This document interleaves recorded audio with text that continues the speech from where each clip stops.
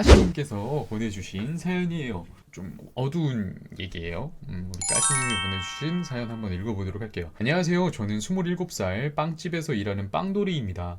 항상 선율님 방송 유튜브로 잘 보고 있는데 빵집 다니다 보니 생방을 못 들어가네요. 다름이 아니라 저와 아버지에 관한 사연을 보내볼까 합니다. 지난 2년간 저는 정말 힘들게 살아왔어요. 아버지는 가난 말기 판정을 받으셨고, 가족들은 희망을 잃은 채 암울한 분위기를 이어가는 나날이었죠.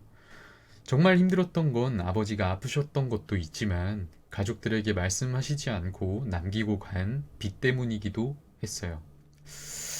아버지는 밖에선 잘하시고, 어머니에겐 무신경한 아버지셨습니다. 사실 아버지가 그렇게 아파하실 때도 저는 마음이 매우 복잡했어요. 저는 3남매 중 막내 아들인데 어머니는 공장 다니시면서 밤낮 일해 가시며 3남매 대학까지 보내시고 아버지는 어머니께 항상 돈을 빌려다 쓰셨거든요. 정말 아버지가 저희에게 해코지를 하고 화를 내시는 분은 아니었지만 미웠고 싫었습니다. 아버지는 암이 빠르게 전이되어서 췌장에까지 번지셨고 정말 고통스러워 하셨어요. 그걸 보면서 아버지가 미운데 또 고통스러워 하시는 걸 보니 마음이 아팠습니다. 그렇게 고통스러워 하시다가도 금세 가족들을 보면 바보 같은 웃음을 짓기도 하셨어요. 저는 아버지가 아무리 아파하셔도 눈물 한 번 안 났었고 무덤덤하게 곁을 지켜드리는 것밖에 할 수가 없었습니다. 그러다가 아버지는 가족들 동의하에 약물을 투여하고 편안을 찾으셨고 숨이 멈추시는 순간 눈물이 주르륵 나더라고요. 정말 많이 울었어요. 꾹 참고 병원 계단에 혼자 앉아 서럽게 눈이 안 떠질 정도로 울고 나니 그것이 현실이라는 게 느껴지더라고요. 그렇게 장례를 치르고 저는 아버지의 빚 문제를 해결하기 위해서 법원을 제 집 드나들듯 다녔습니다. 진짜 다행인 건 아버지가 병원에 입원하시기 전 살던 곳은 25년간 살아왔던 곳이고 저는 입버릇처럼 이 집이 너무 좋아서 이사 가기 싫다고 항상 말을 해오던 사람이었어요. 그런데 어느 날 갑자기 제가 어머니께 이사를 가자고 대출금은 매달 제가 내겠다며 생떼를 부렸습니다.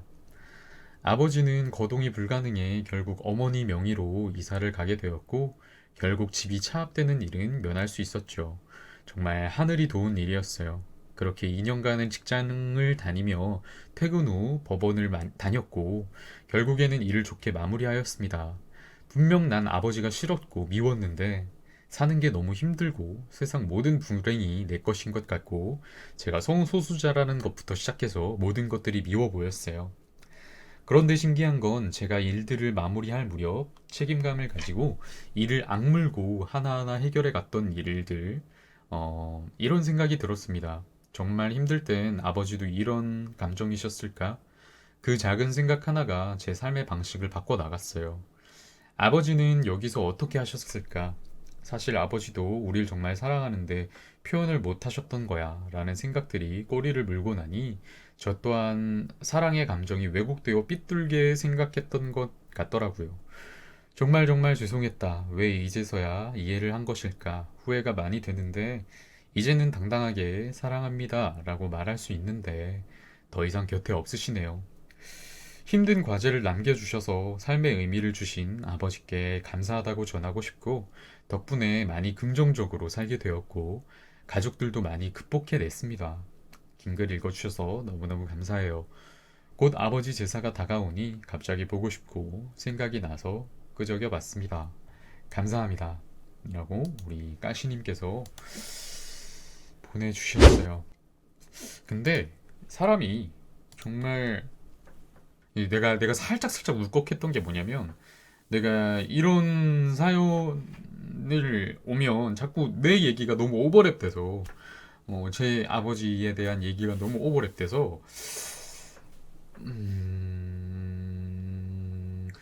나도 옛날 같았으면 지금 지금 10년이 넘었는데 어,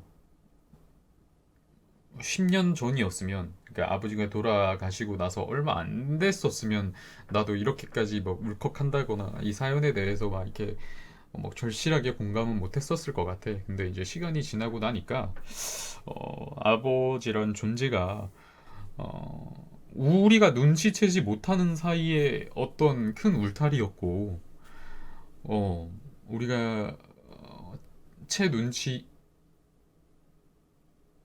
못하는 사이에 생각보다 많은 그런 비바람들을 막아주셨을 거고, 윤수님 어서 오세요. 그랬을 텐데 정작 우리는 알지 못한 게 아닐까라는 생각도 들고, 근데 우리가 그거를, 우리 까시님도 그렇고, 우리가 눈치채지 못했던 것들이 그렇다고 해서 우리가 잘못한 거는 아니에요. 임신한 소녀 책임 좀 주세요. 다니엘 DJ님 어서 오세요. 그래서 그런 것들이 우리를 스스로를 탓할 문제는 아니에요. 우리도 서툴었잖아. 우리도 알 수가 없잖아. 우리도 처음이었고 아버지도 처음이었고 서로가 처음이었는데 그런 거를 어떻게 다 헤아릴 수가 있었겠어. 아니니유님 어서 오세요. 이렇게 어떻게 그거를 다 알 수가 있다면 우리는 어떤 그런 류의 과오를 겪지 않고 살았겠죠. 그렇죠. 그래서 그랬던 옛날 일들에 대해서 너무 이렇게 자책하지 마시고 다 지나온 일이고 마지막에는 글쎄 내가 생각했을 때는 우리 까시님이랑 까시님 아버님은 서로를 이해하셨을 것 같아요.